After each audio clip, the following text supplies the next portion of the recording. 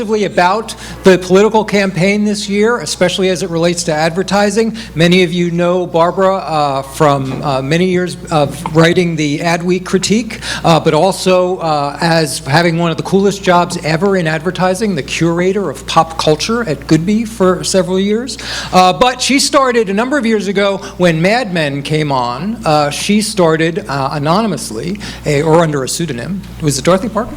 Yeah. Under the Dorothy Parker pseudonym, the Mad Blog, which covered week to week one of the most insightful episode-by-episode analyses of Mad Men that you can read, and it's still online. Go back and read it. As you're watching the Blu-ray collection. Then, interestingly enough, she segued from that into writing more generally what she's expert at, pop culture critiques as it relates to marketing and advertising, and it just so happens that the term Mad Blog stuck as she started writing about this political season, and it fits so well. And that's what we're going to talk about today, is the ways in which advertising and marketing in general has evolved just in the last 6 to 9 months in the presidential campaign, which she's been writing about extensively. Please welcome our own Barbara Lippert. Thank you so much. Is this on? Thank you so much, Steve. It's my pleasure to be here. So, what's interesting about advertising and politics this time around is how little it seems to have mattered. Well, you know, the thing is about this election, and I don't remember it during any other election, but maybe it's just me, I already have PTSD, post-traumatic stress disorder, from this election, and it's 6 months away. I mean, it's just hair-raising and so unpredictable and insane that I find it very anxiety-making. Do you think that, first of all, I think one of the stories of this campaign is how much earned media seem to be driving this, even though huge amounts of money were raised beforehand, and we will look at some advertising. Yes. Is that really just? And I'm trying to avoid as long as we can mentioning the T word, only because all analysis starts here. But is this the Trump effect, or would we have seen this anyway? No, it's the Trump effect. The tremendous difference, his anti-establishment cred comes from 10 years of being on TV on a reality show that made him look like he just took over Bulgaria. You know, he had the junta, he had the gold living room, he had everybody calling him Mr. Trump and, you know, bowing in obeisance. And also the difference between what he is doing now on the trail and what he did then was that he appeared to listen to all the apprentices, he appeared to make good judgments, you know, like solomonically decide who's fired. He appeared to be a good guy. So that, I believe, is in the DNA of the people who love him. Well, but we do need to talk about advertising. And a lot of money has already been spent on advertising. So yes. What's the ad that poked through? Okay, okay, 40 million against Trump, Jeb's PAC spent. Right. So obviously that had zero power, zero. And all of the other Republican contenders spent money against Trump, zero. And when he won Indiana and you expected graciousness, he said, you know, they've spent 80 million against me and I've spent about 500,000. Right. Yeah, so, I mean, he can't get over it. But the only ad this year that sort of became Morning in America or the 3 a.m. call or Daisy, oddly, came from Bernie Sanders. And, you know, he's a crotchety guy, he's Larry Sanders, he never likes anything, and yet he turned into the world's biggest hugger. Let's cue it up. Let's see that. That'll be the first ad that we talk about.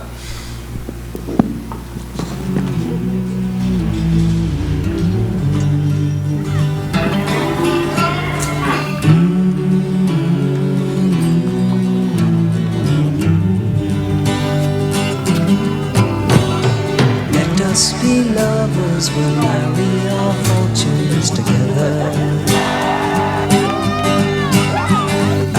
Some real estate here in my bag. Counting the cars on the New Jersey Turnpike, they've all come to look for America. All come to look for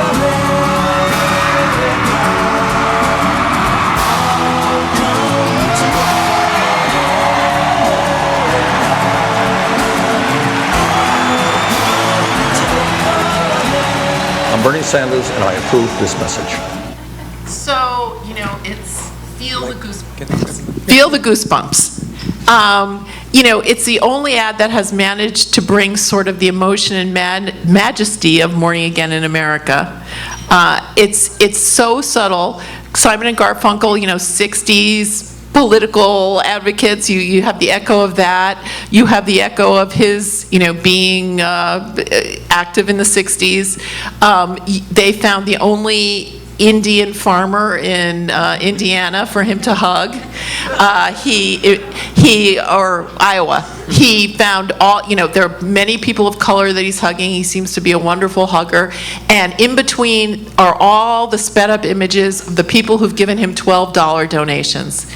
It's just the most beautiful democratic thing we've ever had. And I just don't understand why the Hillary people can't come up with anything that's memorable. There's also not a single issue, not a single policy in Exactly. there. There is no message beyond what? What is the message? Love, peace and love. Love and peace, and a lot of hugs. positivity. And he really stood out because it's so positive. I'm just wondering whether the classic 20th century pro forma political consultant ad, negative advertising that's dark and dreary, that jabs the other person, people don't want to see it anymore. It just seems like so formulaic and so old and so uninteresting. Yeah, and it's interesting that we came into this election with two things that we heard were going to drive it. Enormous amounts of money that we'd never seen before that could paper our consciousness with advertising, and data, which was supposed to tease out audiences. This was Cruz's big Exactly. big plus. So this was going to start teasing out audiences and target people in ways that we'd never seen before, and the two of them, both propositions, fell flat. Okay, so look at Trump. So Cruz had the great big data, and so did so many of the other Republican contenders. They all used big data well. And look at the money that Bush lost against Trump. He is, I like to say he's like, the Black Knight in Monty Python. He's got legs made of steel. It's just a flesh wound, no matter how much you hit him. And none of these negative ads affect him in the least. All they do is bolster the people who already, like for Hillary. Hillary's running 2 negative ads about Trump now. Not going to get anybody except preaching to the converted. Well, and the ironic thing is the TV ads that poke through in this cycle, other than Bernie's ads, were all missteps. Let's look at a couple of them. Let's start with Marco Rubio's ad, Morning Again in America. It's entitled, and you'll notice that... No, wait. Oh, okay. What? Don't give it away. Okay. No, Marco Rubio's Morning Again in America. It's a puzzle. It's Morning Again in America. Today, more men and women are out of work than ever before in our nation's history. People paying more in taxes than they will for food, housing, and clothing combined. Nearly $20 trillion in national debt for the next generation, double what it was just 8 years ago. This afternoon, almost 6,000 men and women will be married. And with growing threats and growing government, they'll look forward with worry to the future. It's Morning Again in America. And under the leadership of Barack Obama and Hillary Clinton, our country is more vulnerable, divided, and diminished than ever before. Why would we ever want 4 more years again of that? First of all, there's good English. Why would we ever want 4 more years again of that? But the whole ad is just so bad. First of all, voters were not even born in 1984. They don't know that this is for their fellow consultants. This is inside baseball. They don't know that it's frame for frame, the same thing as the Reagan ad, only badly done, and that the opener, in fact, turns out to be the skyline of Vancouver with a boat flying the Canadian flag. That's just simple. That should have been seen. The other thing is that it's just such a drag, Nobody, they're not tuned into it. Nobody gets it. It's badly, inartfully done. And boy, what a downer for little Marco. Now let's move to the Cruz campaign. And this ad was called Conservatives Anonymous. and look for the faux pas in this ad, because the Vancouver backdrop was really the only thing anybody noticed about And the Rubio ad. the other difference now is that with 24/7, trolling and online social media, these things are discovered immediately. So anybody who could have benefited from that ad did not, because they found out that it was the Vancouver skyline for America. And let's see what social Okay. media surfaced immediately about the cruise ad. Okay.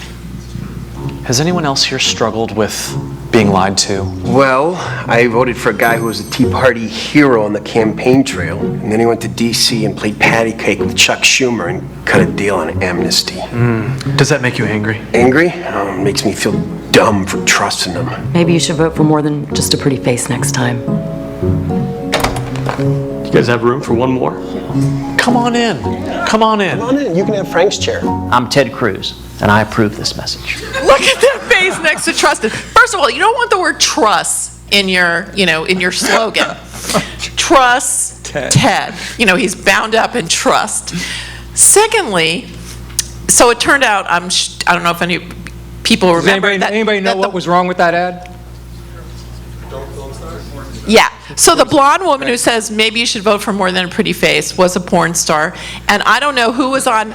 Wait a minute. I did some background research on this. I just want to say first, I don't know who the op research person on this was, but within 5 minutes of it being released, her entire IMDb was listed with all of those titles. And her name, for those of you who want to sign her up, is Amy Lindsay, and she was the star of Kinky Sex Club, MILF, and Sex Sent Me to the ER. And the thing was, and they go on, they get better and better. And the thing was, she was first of all, everybody's looking very sad, sack and drab, so you would never know unless somebody was trying to get him. Number two, it's just way too high concept an ad. Like, if you're a real conservative, you're going to hate Ted Cruz because he put, you're so disappointed in these things. I mean, it just doesn't read at all. So this Amy ended up, of course, this is the only thing that the media latched on. She was on 100 different shows, and she said, in fact, that she was a conservative Christian who would have voted for Cruz if he hadn't booted her ad off the airwaves. Now, the last cycle, but wait. You can't make this stuff up. How did this happen? The last cycle, all of the videos were finally, we had more people had broadband access. The habit of digital video was set. So in the 2012 cycle, all of these ads were being put online, and they were immediately being picked up by the networks and replayed endlessly on the networks. And in fact, the talk of the 2012 cycle was, look at all this free airtime that they're getting from the cycle. Now, the only reason that mainstream media are picking up the videos is when they screw up like this. Right, and then they can feast on it for a weekend if there's no other news, because it's visual and it works perfectly on television, and it is free airtime. But what I don't understand is why these ads are so bad to begin with. They're very high-priced political consultants, very sophisticated people that these people are using, and they just don't understand the tenor of what's going on these days, which is that people are so sick of politicians. They're so polarized. We're living in a Reddit world of up and down, swipe left or right, black or white, and they don't have the patience for these commercials. So the advertising is as disconnected as most of the candidates. Huge disconnect, yeah. Especially poor Jeb, exclamation point. Especially when he came along with Jeb will fix it. I felt so sorry for him. Okay, let's try Hillary. Let's see if Hillary does anything. Let's try Okay, Hillary. talk about Hillary's polarizing. mainstream ad. Her theme is fighting for you. Well, may I just add first that, for people who are Republicans in the audience, it's not, I mean, this is a sort of never somebody election. Never Trump, never Hillary. They're both hugely polarizing figures, and even women both love and hate Trump and love and hate Hillary. So let's check out Hillary's ad. Okay. I have spent my entire adult life looking for ways to even the odds, to help people have a chance to get ahead, to find the ways for each child to live up to his or her God-given potential. I'm fighting for all Americans, not just some, for the struggling, the striving, and the successful. No matter who you are, what you look like, what faith you practice, or who you love, I am fighting ever been knocked down but refused to be knocked out. I'm going to fight until every little girl in America knows she can grow up to be anything she wants, even President of the United States.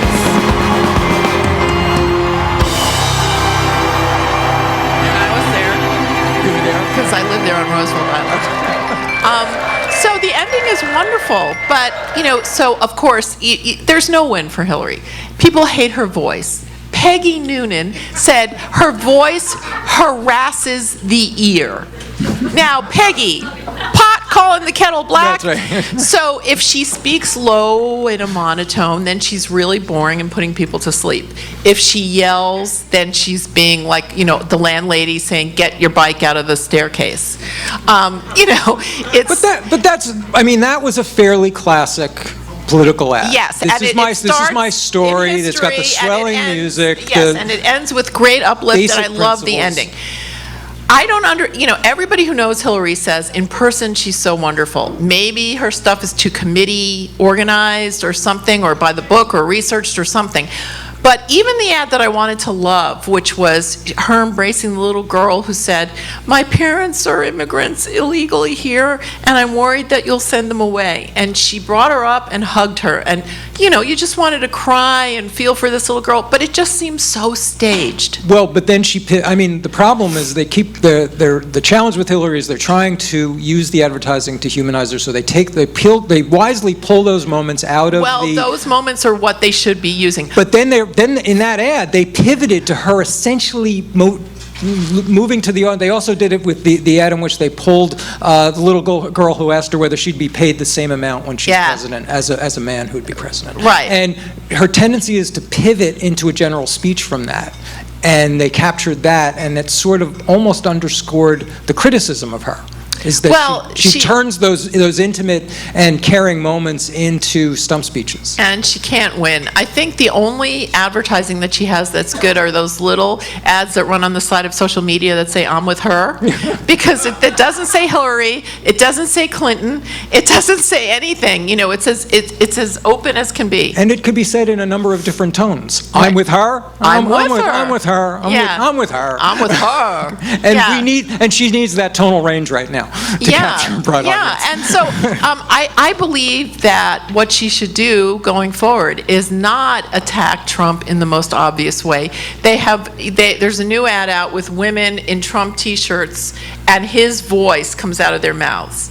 And it's just, the stuff he says is reprehensible, but it's still not going to affect anyone except people who love Hillary, So I think what she needs to do is take on the Bernie mantle and just be so positive and just give us chills with her positivity. And hug everything she sees.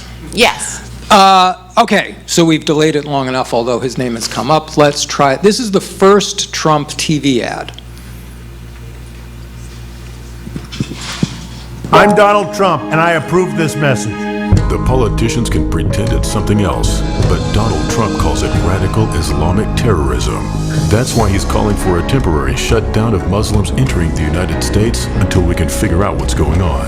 He'll quickly cut the head off ISIS and take their oil.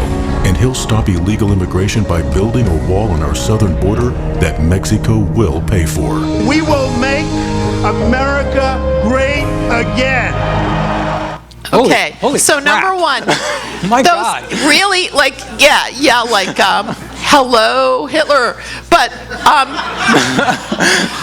those people scurrying around on the wall who looked like beetles and bugs, they were in Morocco. It's a classic negative ad, but I love the part where he said, "Till we figure out what to do with them." That gives you a lot of confidence in his plan. But it was no holds barred. A terror ad. Right. The exact opposite of the Bernie ad. Exactly. But the thing is, I guess he feels that for maybe a fraction of a percentage he needs advertising. He really doesn't. He has his way calling in on all the news shows so that, the standard, the thing you are never allowed to do in broadcasting, ever, is to have no image, to have a static image and to be watching, the people sitting there like this. Never allowed. Well, Trump gets 10 minutes of that with his picture on the screen as he calls into the various news shows.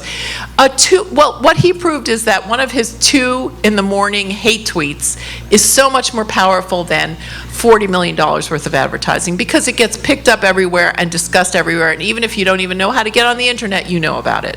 So let's look at an example of at least one of the ways in which the Hillary camp and her supporters are going to try to take this on. So let's look at one of the biggest anti-Trump ads that was put out by the PAC, Our Principles PAC. Bimbo, dog. Fat pig. Real quotes from Donald Trump about women. A person who is very flat-chested is very hard to be a 10. I'd look her right in that fat, ugly face of hers. Look at that face. Would anyone vote for that? She had the height, she had the beauty. She was crazy. But these are minor details. I like kids. I mean, I won't do anything to take care of them. I'll supply funds, and she'll take care of the kids. You know, it really doesn't matter what they write, as long as you've got a young and beautiful piece of That must be a pretty picture. You dropping to your knees. There was blood coming out of her eyes. Blood coming out of her wherever. Women, you have to treat them like This is how Donald Trump talks about our mothers, our sisters, our daughters. If you believe America deserves better, vote against Donald Trump. Our Principles PAC is responsible for the content of this advertising. And, you know, he'll say that, of course, his big quote is, as he speaks about himself in the third person, no one respects women more than Donald J. Trump. That's what his answer is. And he'll say some of it is out of context, some of it was with Howard Stern. You know, he has a long history, but the point is he is still that 14-year-old boy who is so obstreperous and such a pain in the ass that his parents had to send him to military school. And he's still rating women in the same way. And he's still judging women on, 1 to 10. And basically he likes you if he'd want to date you. And he said the same thing about his daughter. And this whole race card thing that he claims, not race card, gender card that he's pulling on Hillary. When Ivanka was next to him, he would rub her belly in every single state and say, "Oh, Ivanka, if only you could have your baby in blank state, because the people here are so wonderful." Imagine if Hillary ever did that with Chelsea, who is also pregnant. They would throw her in jail for crazy, family creepiness. Well, because as much as the conventional wisdom is we're moving away from institutional politics, we're rejecting institutional politics, it seems as if we still are expecting the politicians to behave like politicians and holding them to a certain standard, but you get an insurgent like Donald Trump, and at least it seems as if he is being allowed a different standard. Yes, he is allowed a different standard. He can be interviewed by anyone, say the craziest things, totally walk them back the next day, and that's okay. And it's never used against him. I've never seen this before. So, and like this when he ad said is not going to work? he said women should be punished, for abortion. Because he hasn't thought out any of the governing. I don't know if anyone agrees with me, but my theory, and of course I'm not the only one, is that he really wanted to do this to further establish his brand. He wants to build a huge worldwide brand where he puts his name on these buildings. And so he did this as a lark because everybody told him to do it, and he had the money to do it, and he never expected to get this far. Now that he's this far and he's the Republican candidate, he's saying, oh my God, shit, what am I going to have to do? This is not fun. I can't make a deal with everybody. He's already alienated, the Prime Minister of Britain, and knowing the Chinese is not like signing a lease for a bank in Trump Tower. So he's way in over his head, and he's going to have to go establishment now in terms of his VP choice, in terms of the people running his campaign, and we'll see what happens. An ad like this doesn't work? Well, I'm not sure. Does it just speak to the converted, or does it have the hope of convincing anyone? That ad? Yeah. I don't think it's going to convince a Trump voter not to vote for him. I think they know that about him, and they say, well, he speaks his mind, he's authentic. And that's how a lot of people feel. And, I don't look forward to the next 6 months. They're each going to dredge up so much dirt on each other, and it's going to get so ugly. But it seems as if it's one of the functions of what's happened this cycle is that it's exposed a lot of fissures and weaknesses and breaking down of institutions. That is true. Not just the political institution, but it seems to have exposed an awful lot, or at least raised a lot of questions about how media does what it does and why it does it. That's true, and it's also broken down a lot of, in terms of moving Hillary to the left, on single payer and all that. Bernie's done that in terms of exposing, like, we are all, kind of Mulder and, Skelly in the X-Files now. We don't believe anything anymore. And Trump actually started all this stuff with, truthers and birthers and all of that. So I think people who are voting for him are just like holding their noses and jumping out of the plane, like anything is better than what we have. And the interesting thing to me is that the RNC still doesn't know how to handle this.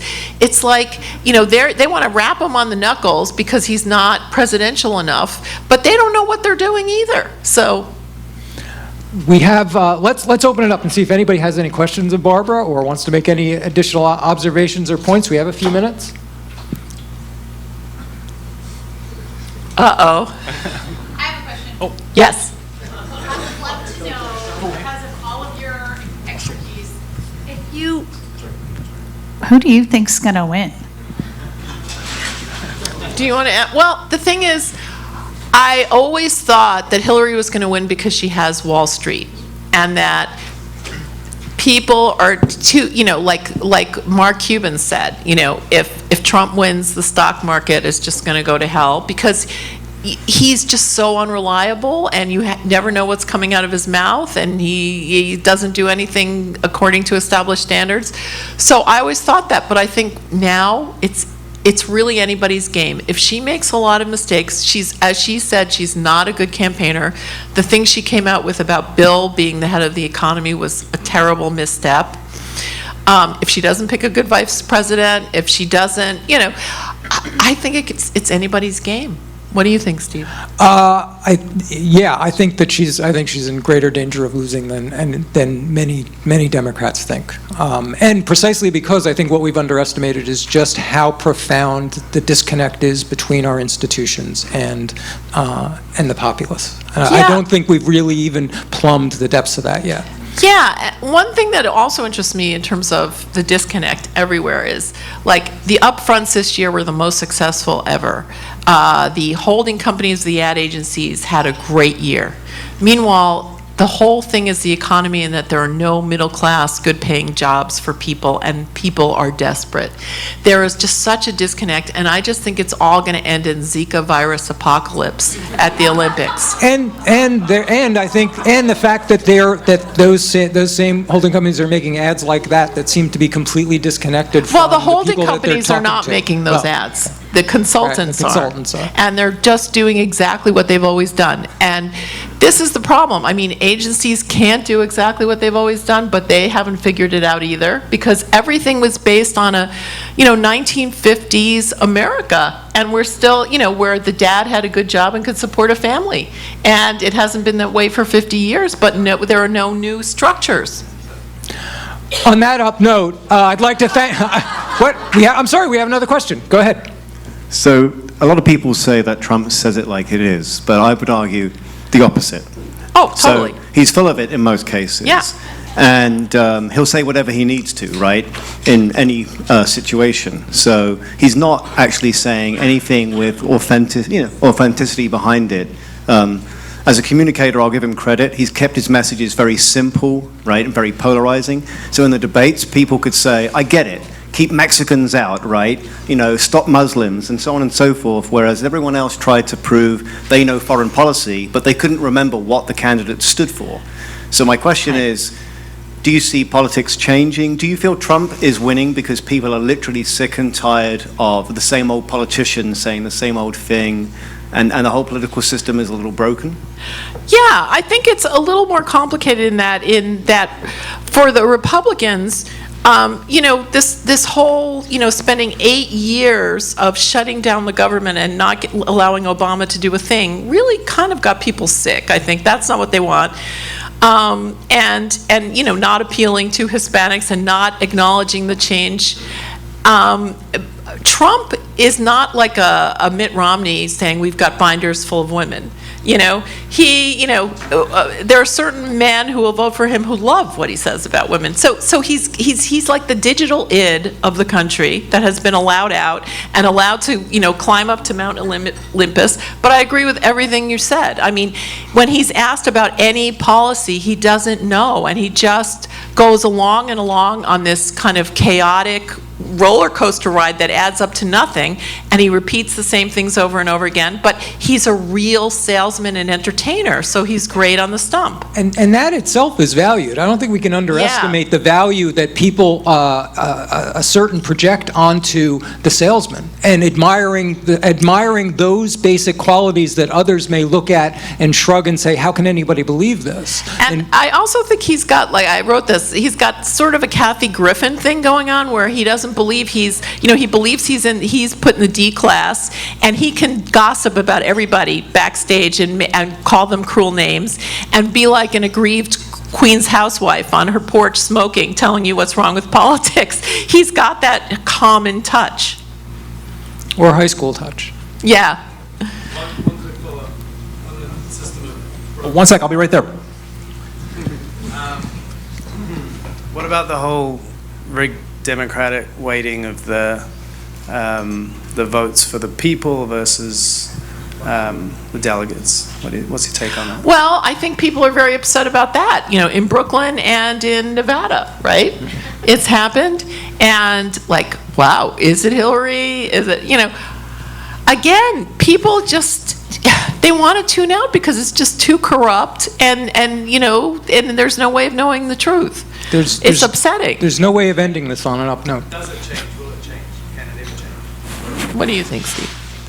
I think we're only at the beginning of a stage of realignment that's going to take several cycles to work out. Well, I think when institutions fail at the level that they're failing now, historically, it takes a couple of decades for it to realign, and we don't even know what that's going to look like yet. And basically, that's what Obama said during his Rutgers speech. That, just because you announce that it all should be thrown over, that doesn't necessarily make it better. It takes many, many, many years to redo a democracy and have a system of laws.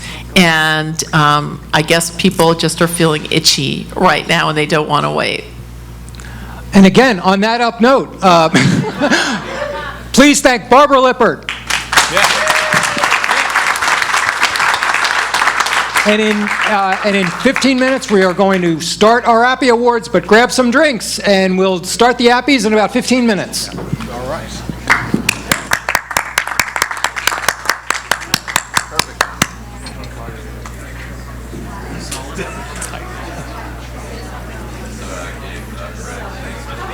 Thank you.